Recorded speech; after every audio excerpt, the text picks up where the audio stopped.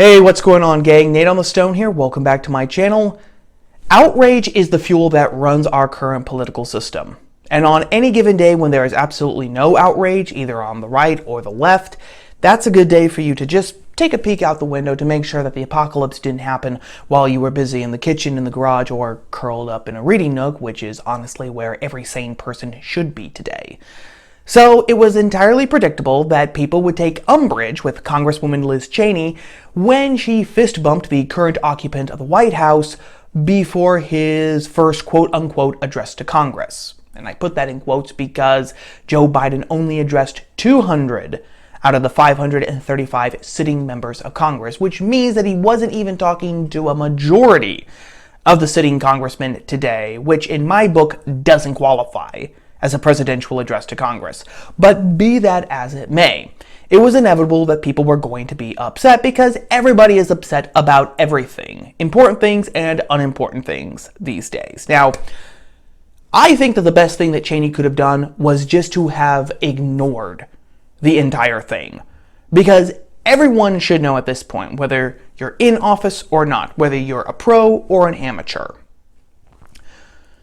that whatever people are upset about on a given day, give it 24, 48, 72 hours at most, and usually, 9 times out of 10, what people were outraged about will be replaced with the latest outrage du jour.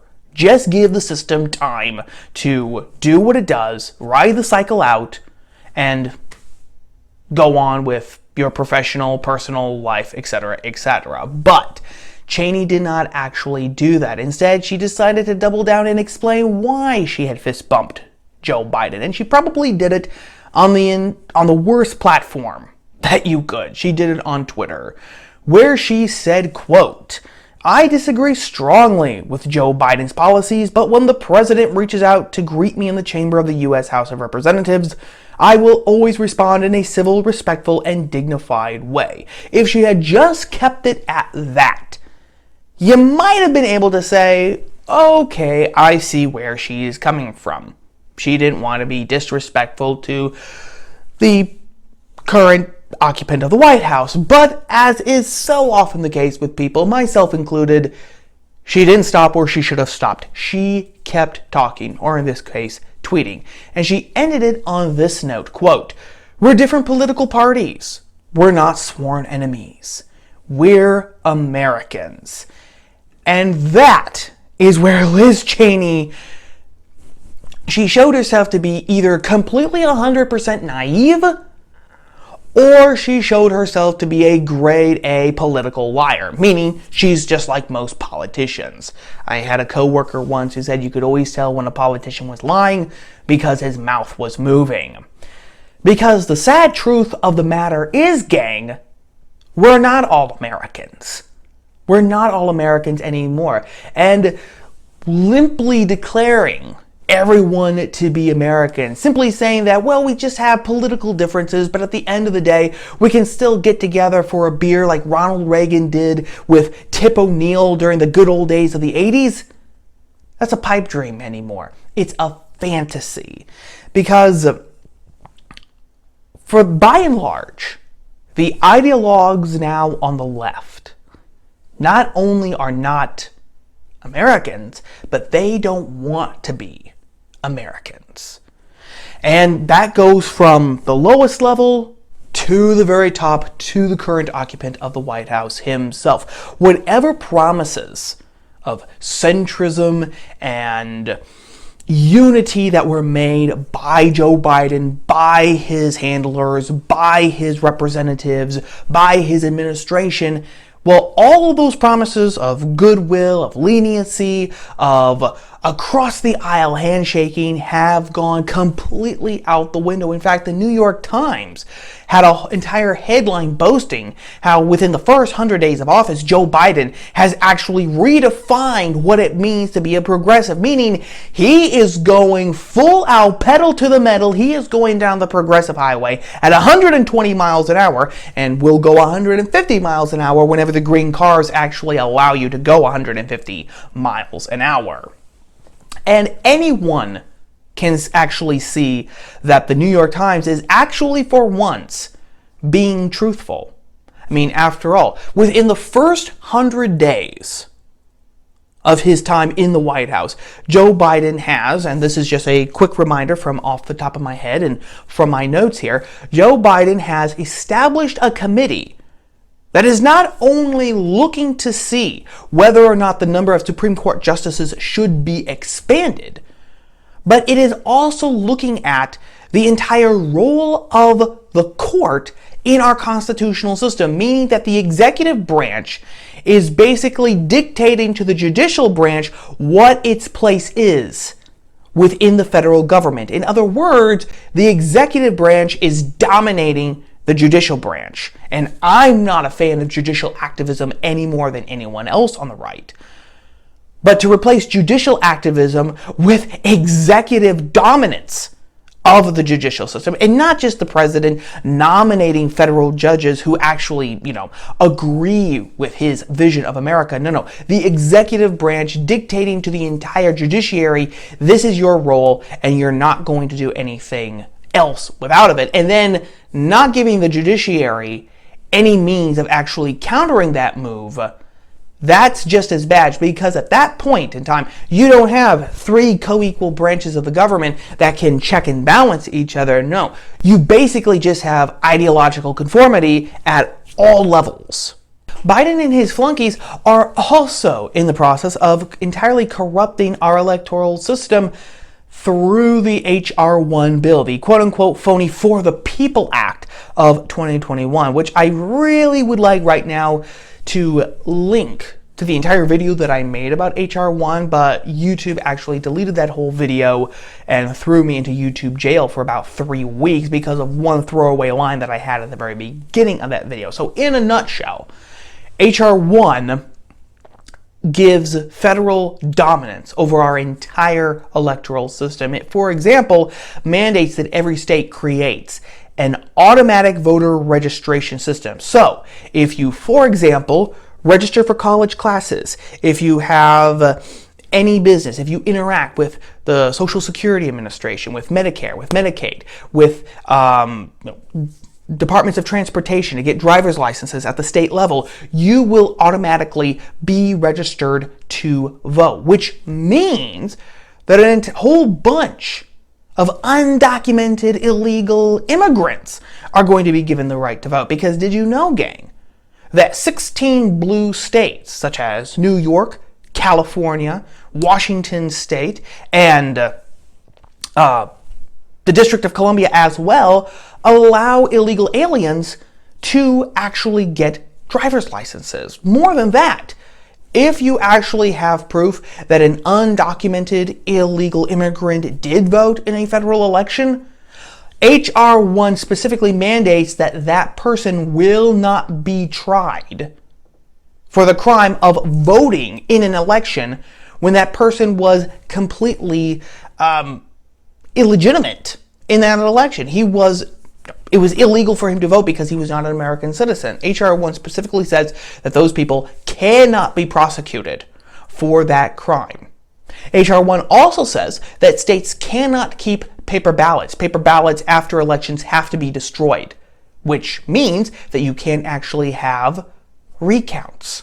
And then, as one final example, there is also the hardening persecution against reality in all of its forms. People might have forgotten, but that on his very first day in office, right on Inauguration Day itself, they had Biden in the Oval Office signing executive orders left and right. One of the very first ones that Biden signed was an executive order on preventing and combating discrimination on the basis of gender identity or sexual orientation. This is actually how it starts. Quote, "Every person should be treated with respect and dignity and should be able to live without fear no matter who they are or whom they love. Children should be able to learn without worrying about whether they will be denied access to the restroom, the locker room, or school sports.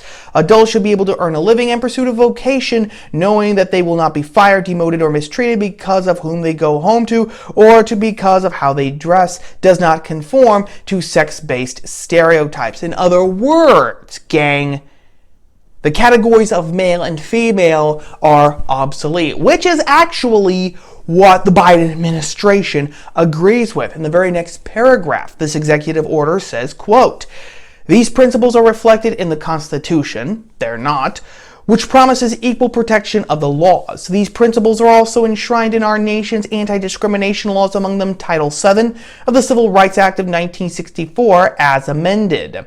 In Bostock versus Clayton County, 590 U.S. 2020, the Supreme Court held that Title VII's prohibition on discrimination because of sex covers discrimination on the basis of gender identity and sexual orientation.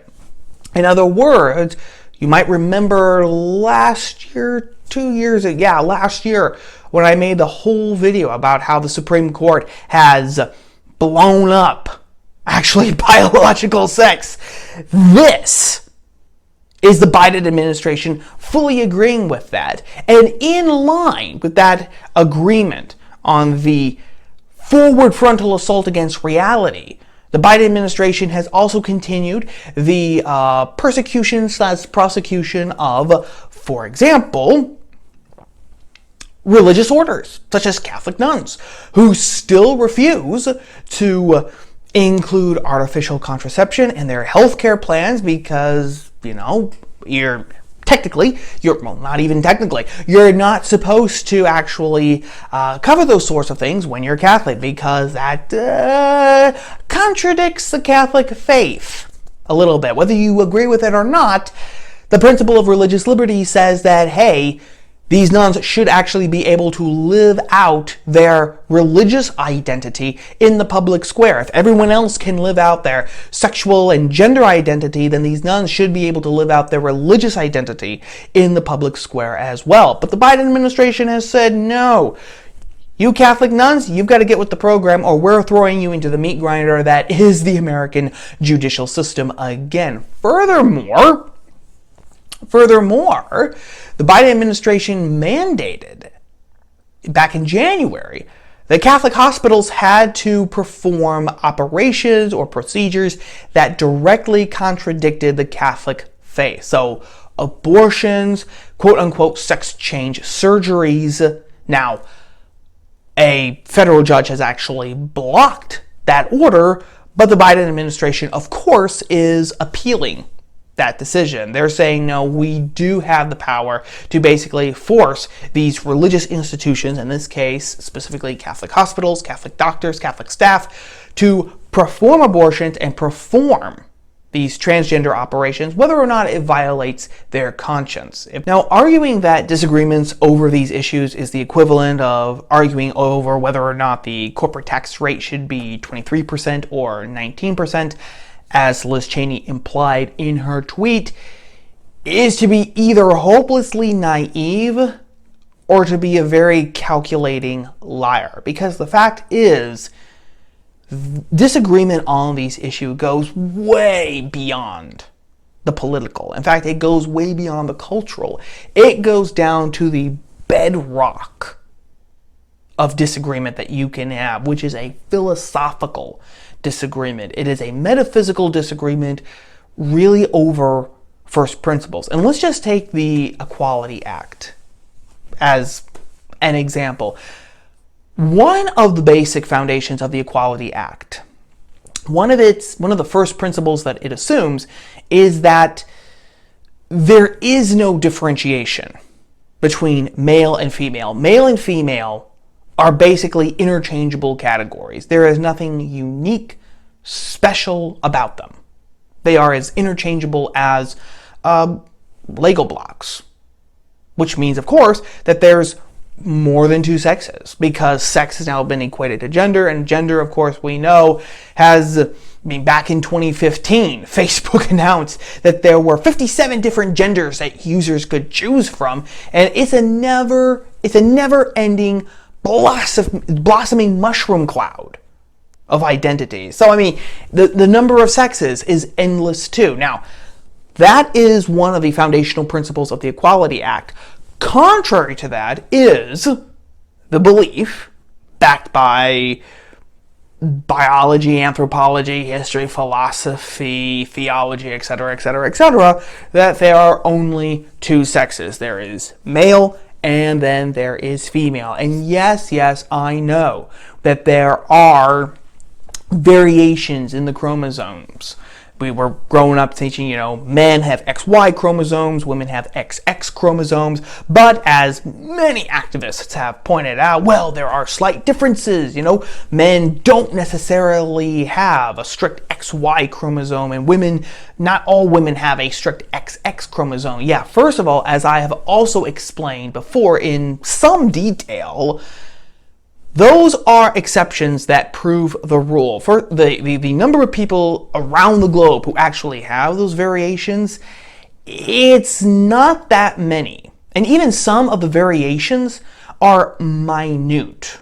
We're talking about maybe a hairline fraction of a difference between a pure, quote-unquote, XY chromosome and a slightly off chromosome. And more to the point, if chromosomes had absolutely nothing to do with sex, if they were completely interchangeable, if these exceptions didn't prove the rule, and if they didn't prove the rule but instead blew up the rule and said, well, basically there are no rules, there is no normality at all when it comes to biological sex and chromosomes, then you couldn't even point to these variations as variations because there would be absolutely no standard by which to judge them and to be able to declare them to be variations. Now, those two positions, that sex equals gender, and gender is an ever-blossoming, never-ending mushroom cloud of identities, and the belief that there are two sexes, male and female, are contradictories. They cannot coexist. They can't coexist together, especially in a society, because they are mutually exclusive. They just can't. Because each one has to dominate the other. There is absolutely no room for compromise because you can't get more basic than biological sex. That is one of the basic building blocks. And again, it's one of the basic building blocks that build societies. Old societies, going all the way back to Aristotle's Politics, were predicated on the fact that there are men, there are women. They come together, they do the old devil's tango, they have kids, they start families, families multiply, these families come together and form the state. For Aristotle, it's the polis. The family is the cornerstone of civilization. You can't have that foundational principle and then all of the consequences of that alongside its contradiction. You cannot have them sitting next together side by side. At the very least, you can't have them sitting next to each other in peace. One has to dominate the other. If Cheney's tweet and its vast popularity on that hellhole known as Twitter were just a mark of naivete, that would be bad enough, but I honestly think that it goes deeper than that, gang. At its root, I think that this is a sign of a lack of will on the right, which honestly goes a long way to explaining why the left has been on the ascent, honestly, at the very least, since the end of the Reagan era in the 80s, and why the left now at this point in time has completely dominated the right. It is a lack of will. Now, will is a word that people they're very skittish about it today. I think because when you hear the word will, just in its philosophical context, that for a lot of people conjures up the ghost of Friedrich Nietzsche, the 19th century German philosopher. And because a lot of people have equated Nietzsche as a proto-Nazi, it means that the will has been made into this quasi-Nazi, neo-fascist tool by which people dominate other people. Now, that in and of itself is a rather specious contention, even in the parameters of Nietzsche. I am not a Nietzsche scholar by any stretch of the imagination, but I do know that some scholars, just in all honesty, argue that the Nazis really cherry-picked Nietzsche's works to justify what they wanted to do, which again makes sense. Nietzsche was a very prominent German philosopher who was not all that far removed from the Nazi regime. I think that he died only 45 years or so. Maybe it wasn't any more than 50 years before the rise of Hitler. So having a basically contemporary German philosopher as a handy tool, you can pull out a line here, pull out a paragraph over here to justify what you're doing, would be very handy in the ideological warfare that the Nazis were waging in Germany to cement their hold on power before they ever even initiated World War II in September of 1939. It is, however, true, even if you disregard the Nazi quote-unquote connection to Nietzsche, it is true that many people get nervous when they hear will, because it is very much associated with Nietzsche because of his talk of the will to power. And this came about through his belief that God was dead. Basically, in a nutshell, Nietzsche said, God is dead, we have killed him. Men have basically outgrown God. But then what happens to the codes of morality that, at least speaking in Europe, the vast majority of Europeans had followed since the time of the Roman Empire, i.e. Christianity? Well, Nietzsche said, you have to get rid of them. If God is dead, then Christianity, is just a system. It's not divine. Judaism isn't divine. Islam isn't divine. Hinduism isn't divine. No religious system in the world is divine, meaning that the ethical norms, the moral behaviors, the commandments that all of those systems have are bunk. They're meaningless because there is nothing behind them. They are simply arbitrary means of controlling people. So, the person who thinks, honestly, that God is dead, he must become an Übermensch, a Superman, and he must create his own morality. Because Nietzsche said, if you believe God is dead, but you continue to follow the Ten Commandments, the Sermon on the Mount, Sharia, whatever, then that makes you an intellectual fraud and a moral coward. Because you are not actually following the inherent logic of declaring God to be dead, which is, okay, there's no such thing as objective morality. It is all subjective, meaning that I now must create my own morality. I must create myself, which has very disturbing similarities to some talk that we hear today. But this is not how we should see the will at all, because will is actually it's a philosophical concept that does not, it might have been tainted by Nietzsche, but Nietzsche doesn't own it, because will goes all the way back to the classical philosophers such as Socrates, Plato, Aristotle. One of the best proponents of the will, one of the most sophisticated, as a matter of fact, was the medieval intellectual guru par excellence, the intellectual jiu-jitsu master himself, Thomas Aquinas. And I'm not going to go all into his theory, because that could take a 30-minute video in and of itself to explain all the minutiae and details. Aquinas loved his details. He understood that the devil was in the details. But the nuts and bolts of it is this: the will is a power that every person has, and it is in fact the fuel by which we actually act. Aquinas says this: our intellects can decide what is good for us. Now, our intellects can decide between all sorts of options. Our intellect can deduce through reason, through philosophy, but also aided by theology, which would be the grace of God.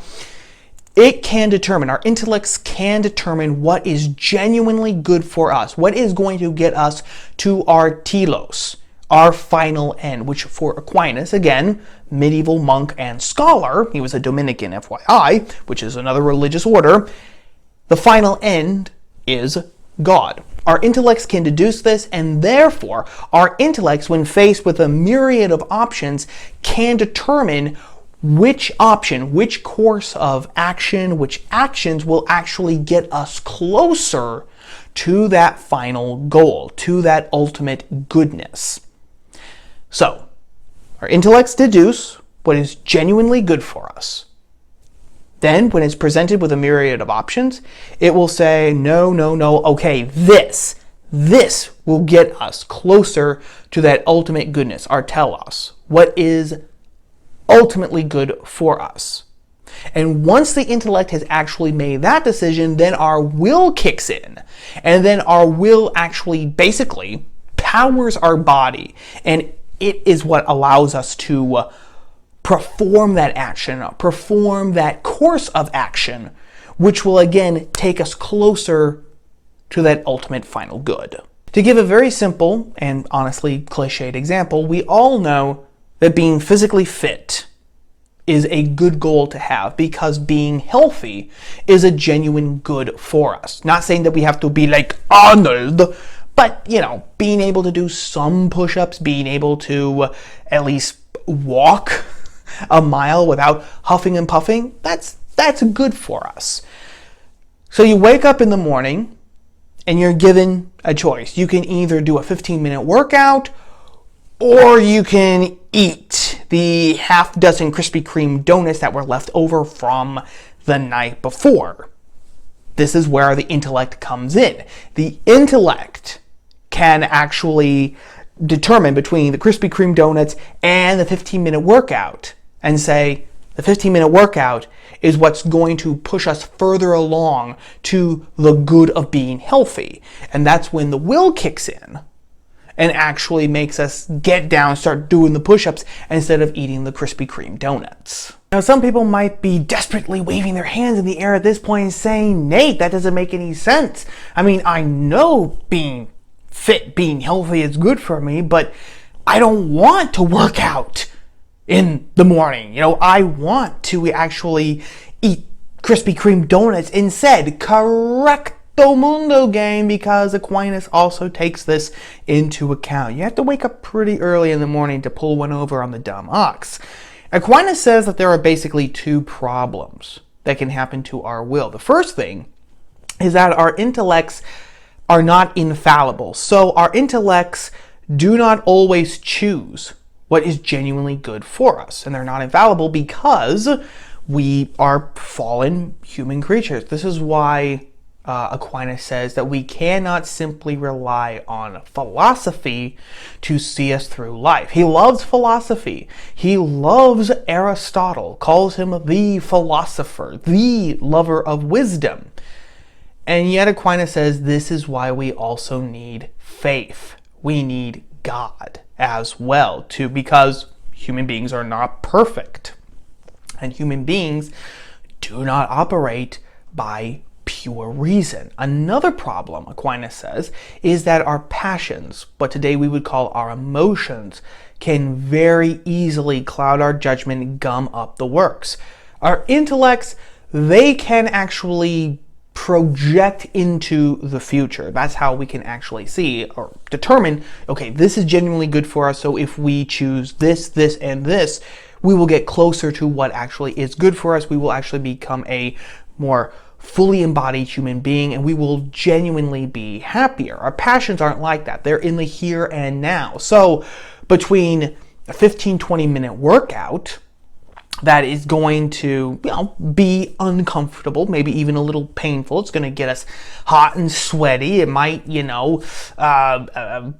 it's definitely not going to be easy or anything like that. Between that and a box of 6 plump, just delicious, sugar oozing from their side Krispy Kreme donuts, our passions are going to say, Dumbo, choose the donuts that are actually going to taste good for you, to give you comfort right here and right now. Instant gratification. Who cares about that exercise jazz? This is why our wills can actually be perverted. Aquinas makes that very, very clear. But simply because our wills can be perverted doesn't mean that we have to chuck the idea out the window, because guess what, gang?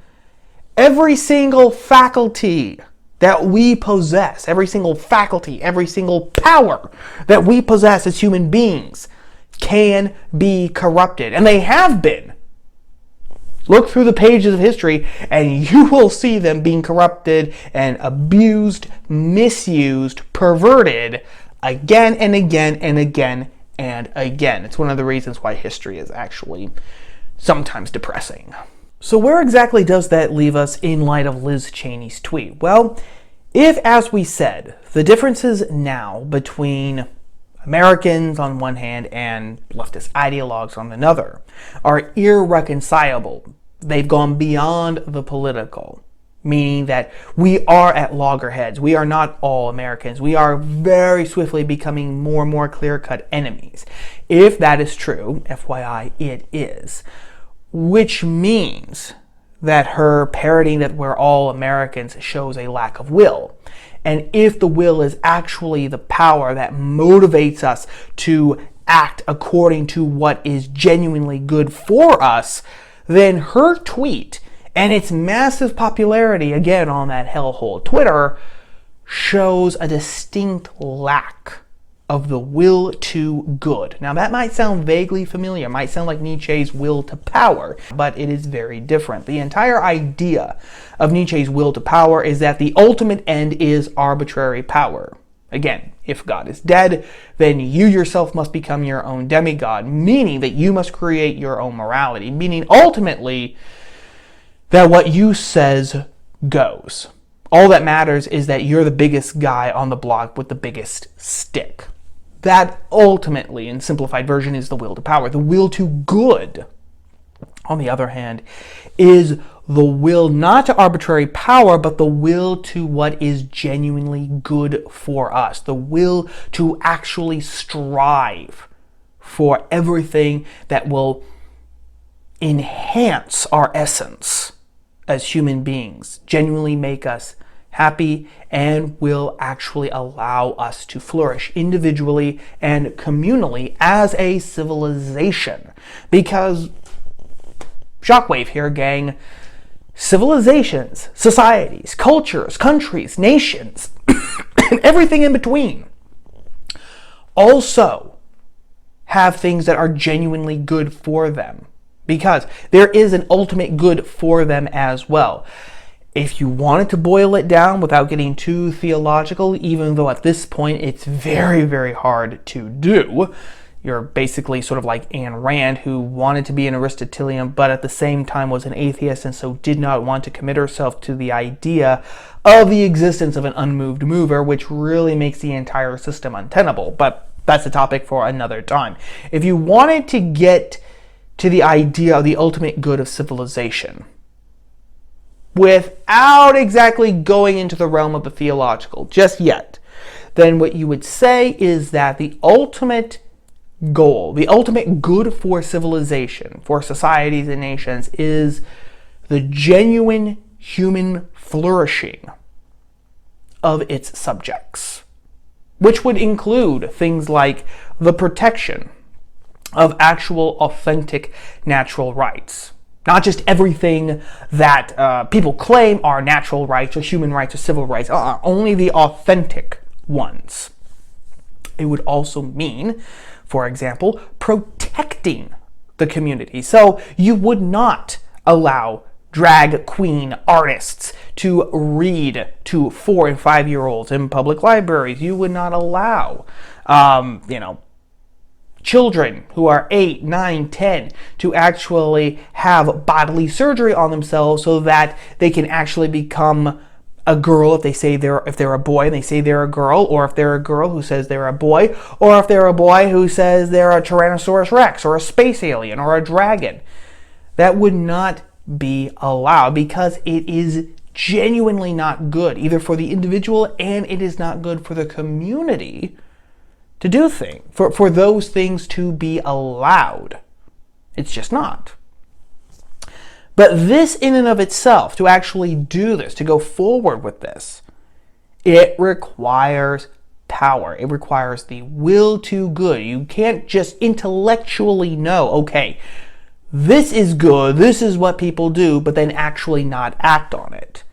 I don't mean you seize the reins of power and you mandate that everyone live in this way. No, you reason, you persuade, you argue, but at the same time, especially if you are an elected public official, you use any and all legitimate power that you have in that position to bring your community, to bring your society, your culture, your civilization closer to that ultimate good. It could be by having debates with your opponents. It could be by drafting legislation. It could be by getting people to see your vision. It could be by blocking other people's bills, exposing them for the frauds and the dehumanizing, inhuman pieces of ideological propaganda that they are.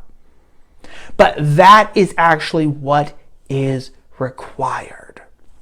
To pull an old line from Mark Stein that he's very fond of. When Republicans win, they're in office. When Democrats win, they're in power. That's what we need. We need a recognition. But we don't need Liz Cheney's feeble hand flapping that we're all Americans. We can just ignore that, gang.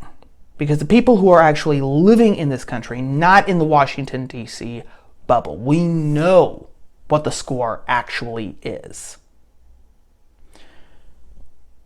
We don't need this sort of pep talk that Liz Cheney has provided. What we need instead are people who have the will to good. People who know what is genuinely good through philosophical, through philosophical meditation. They know what is good for people because we share a human essence. They know what is good for civilization. And then they have the will to pursue that, not just in their private lives, but in their public lives as well. That is what we need. Because honestly, to bring this full circle again, as Jen Psaki would say, this is why the left has dominated us, has dominated our culture, won over the culture at this point in time. The left, say what you will about it, but it has a definite vision of what is the ultimate good for civilization and society. Now, it's based on entirely false principles, but it has an idea of what it claims to be the ultimate good. And that is why it is fighting. That is why it comes back again and again and again. You might not know this, but actually, homosexual marriage was defeated at the Supreme Court 15 times before the Obergefell decision. All those 14 other previous defeats didn't stop the left. They had an idea that homosexual marriage, the redefinition of marriage, was part of their concept of the good. And they had the will to good to actually keep fighting, using every single tool in their arsenal, legal, judicial, and cultural, to actually attain that goal. The left has that. The right does not. That is why the right has been losing, and that is why the right will continue to lose unless it actually takes that will to good for itself and starts using it against the left. One more thing. I decided to try something a little new here for the end of our On the Stone videos, what I'm calling the silver lining. You know, we talk about a lot of serious topics here on this channel, gang, and I decided that we needed something at the end of these to sort of uplift our spirits, whether it's a piece of music, whether it's a short story, a novel, a nonfiction book, a poem, a film, a TV show, an episode of something, another video here on YouTube, just anything that I find, or what I think is inspiring, fun, beautiful, etc., and that I want to share with you. So for our very first silver lining, we have a new song from the group Clamavi de Profundis, which, according to Austin Tate's blog from 2018, Clamavi de Profundis is a family that loves to sing together and record inspiring and uplifting music. Their music is influenced by classical and fantasy literature, as well as cinematic, traditional, religious, and classical music. And this past week, they released a new song called Birth of an Age. And this is just a small part of that song. Look around, remember your brothers. Let your shield be armor for them. Throw your spear and let it strike thunder. Draw your axe and do it again. From the dawn of time, we're still here. Answer now the call to engage. In the face of evil defiance, let us be the birth of an age. Beautiful and inspiring. The link for the whole song is in the description box. Hear the whole thing, listen to their other songs, subscribe to their YouTube channel. You won't regret it. Well, that about wraps up everything for now, gang. As always, if you liked the video, whether you agreed with me or not, don't forget to press the like button, share it with your friends, leave a comment, and if you like videos like this, then don't forget to subscribe, ring the bell like Quasimodo so that you will never be lost when another video is uploaded. As always, thank you for watching, for giving me a little bit of your day. A big thanks to everyone who has already subscribed to the channel. I appreciate you all, as always. And until next time, gang, stay safe and stay free by daring to read, think, speak, and write. Go out and be the birth of an age. I'll talk to you later. Ciao.